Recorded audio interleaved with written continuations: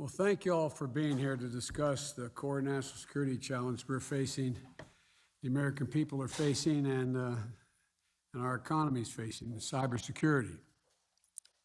We've seen time and again how the technologies we rely on, from our cell phones to pipelines to the electric grid, can become targets of hackers and criminals. At the same time, our skilled cybersecurity workforce has not grown fast enough to keep pace.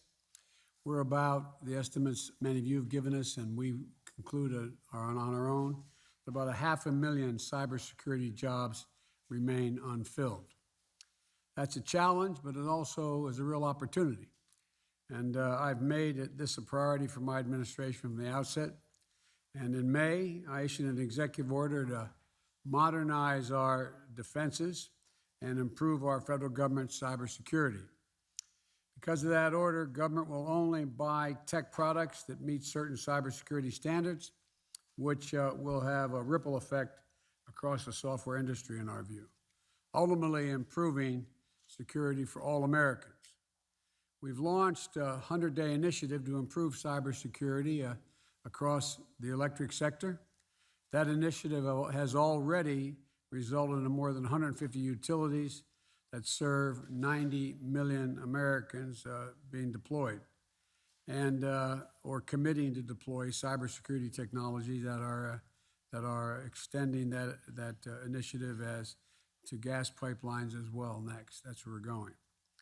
And because the cybersecurity is a global issue, we've also rallied G7 countries to hold nations who harbor ransomware criminals accountable. And I might add, I had a summit with Vladimir Putin and made it clear to him that we expected him to hold them accountable as well, because they know where they are and who they are.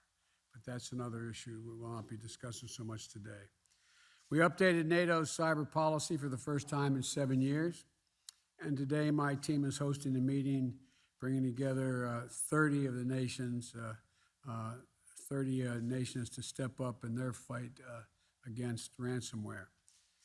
But the reality is most of our critical infrastructure is owned and operated by the private sector, and the federal government can't meet this challenge alone.